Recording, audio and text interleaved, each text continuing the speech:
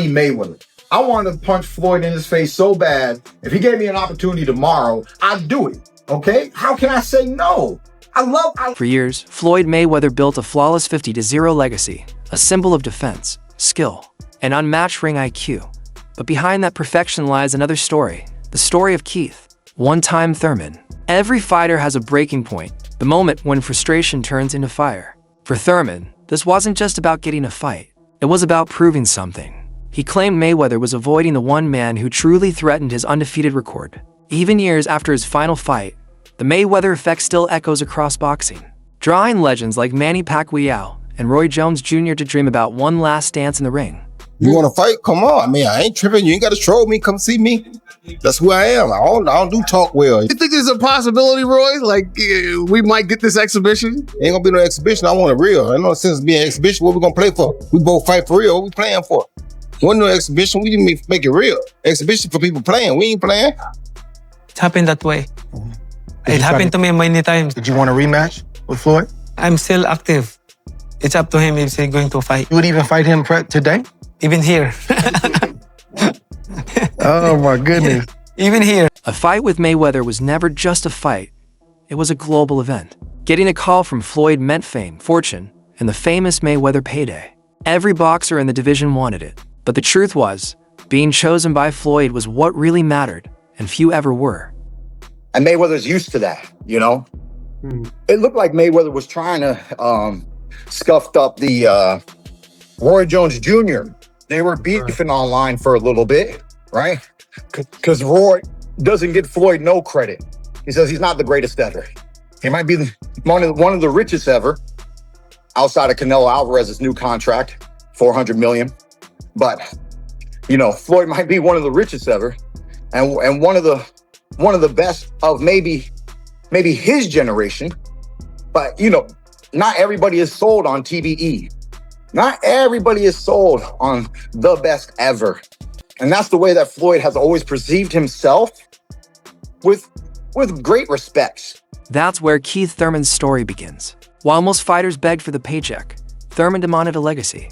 He became the ultimate what-if in Floyd's career, the fighter who never got his shot. At the height of his power, Thurman was an undefeated knockout machine, a puzzle Mayweather never tried to solve. According to Thurman, that's exactly why the fight never happened. Mayweather. I wanted to punch Floyd in his face so bad. If he gave me an opportunity tomorrow, I'd do it. Okay? How can I say no? I always wanted to punch that man in the face. You know? That's actually why I never shook his hand. Never shook his hand, because my satisfaction isn't in meeting you. It's in, you know, having the fight. And after the fight, we can shake hands. After the fight, I can give Floyd all the respect. I never got the fight, never gave him any real respect. You know what I mean? I actually do respect Floyd, but face to face, I can never give him respect because he never put respect on me. Did he ever ask you, hey Keith, why you talk to me? Why you don't? Did Floyd ever approach you and ask? Nah, we just was in the lobby one time at the Intercontinental here, and he actually walked up to me, and you know, he was cordial. He was cool and everything, but then we were just getting to talking, and it just, you know, it is what it is. You know, he had like some.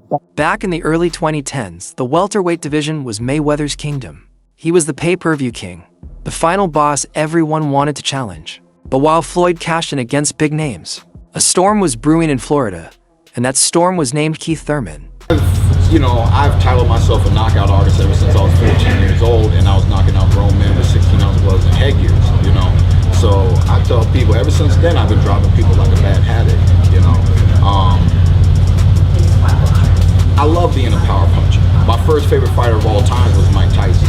It was my goal to have more knockouts than Mike Tyson in my professional career, you know. It's just, you know, just little goals, yeah, as a kid growing up. So I started off holding it down with 8 consecutive first round KOs and TKOs here at the Alucard Pavilion out in Tampa, Florida. And it took me 8 knockouts before I chose to give myself a nickname. And it was because all of those knockouts occurred in the first round, and because of the devastating power, and because of the story that my father once told me, that I chose to take upon the name Keith one time. They called him one time for a reason. because one punch was often all it took. Thurman combined raw power with speed and smart boxing. He wasn't just winning, he was destroying opponents, moving up the ranks with a fire that was impossible to ignore. There may be some things y'all don't agree with that I say. I assure you, up until, and y'all know Keith got gas issues, but until that gas tank start to run on E, he's a good fight against anybody. Come on, You man. don't want to hear it. No. If you think about Keith was the guy, man. Yeah. Keith just ain't fighting. That's it. Yeah. And I think just the rust and everything's catching up with Keith. Yeah. Hey, supposedly we might get Keith this year. About before the end of the year. You heard that's confirmed? I mean, I talk to my boy every now and then. Okay, shout out to Keith Thurman. By 2014, Thurman was undefeated and dangerous. He didn't see Mayweather as a hero to admire, he saw him as a target to take down. Unlike others who waited for their turn, Thurman decided to make his own opportunity. He wanted to end Floyd's streak, and he wasn't quiet about it. In multiple interviews during 2014 and 2015. That's right, baby. You know, Floyd is supposed to be TBE. And I want to fight the best. I want to fight the man. You know, it ain't like Floyd's going to knock me out. When has Floyd knocked anybody out in the past several years? Huh? So if anybody should be scared, it should be him. If anything I'm going to do, I'm going to get a great learning experience in my career. And to be honest, I'm looking forward to destroying Mr. Floyd Money Mayweather. I have a motto. This is my personal motto. It's called burn money. Burn money. 2015, we getting ready to burn money. Thurman called Floyd out directly, confident, fearless, and loud enough for the whole boxing world to hear. While other fighters spoke about Floyd with respect and caution, Thurman looked straight into the camera and said, "Do you want to fight or not? Just tell me the truth. If you're not going to fight me, say it." It wasn't just talk. It was a direct challenge to the biggest name in boxing. Thurman wasn't after money. He wanted a real test, a fight for supremacy. He told to get the fight, and then they politically took the position away from me by elevating him up to the super champion, which made it so that he was no longer obligated to any mandatories. And now I'm currently the WBA super champion of the world. So, you know, to me, the real purpose of holding the super champion, once when I studied the industry and understood politically what this belt and what that belt means, to me, the real purpose of having the super champ is to do things like this and have a unification bout. Because when a fighter has two belts, he's supposed to have two mandatories.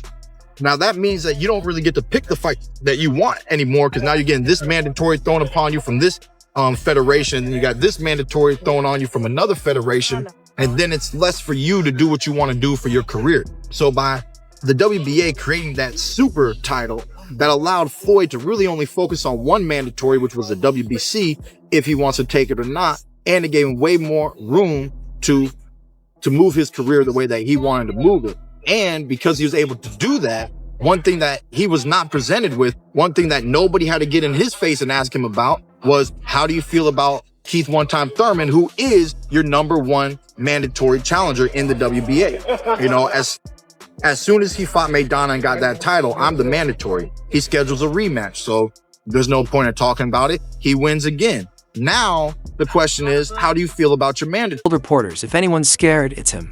The statement shook the boxing world. Here was an undefeated champion in his prime, accusing the pound-for-pound king of ducking him.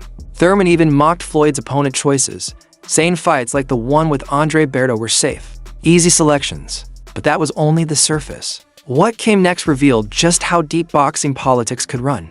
Thurman explained that after becoming the mandatory challenger, he was supposed to get a title shot against Mayweather. And that's when Floyd Mayweather ends up fighting Marcos Maidana. To a very close fight. Maidana fought a tough fight. He fought a tough fight. I don't even know how it got to be like that, because I saw him get outboxed easily by Devin Alexander at his first fight at 147. But somehow, some way, maybe Floyd just underestimated the wild bull of a man that Maidana was at the time. And so the fight was so entertaining.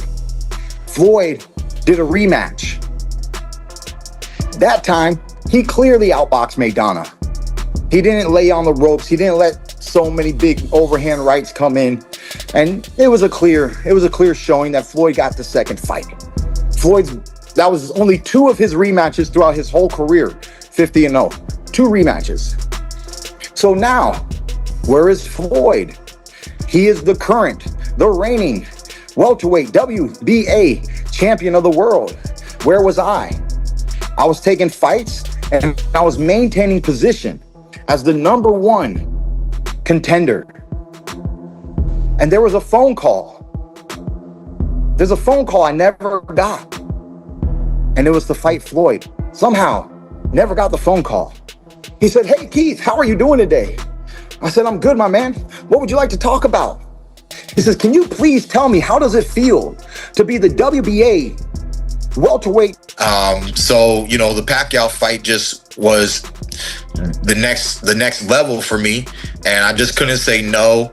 I had some issues that year that I wasn't happy about with my body, but I was fighting through it with my left hand, because after the Pacquiao fight, I needed surgery. I needed surgery after the Jose Cito Lopez fight. My doctor was at the fight in Brooklyn, New York. He lives in California, and he was at the fight. So he's backstage with me. He goes, "Hey, Keith," he's like, "You ready for the surgery?" And I said, "Hey, Doc, I think they're gonna give me something special, because Adrian Broner just fought Manny Pacquiao." Yeah. And so we knew that Pacquiao was on the PBC side now.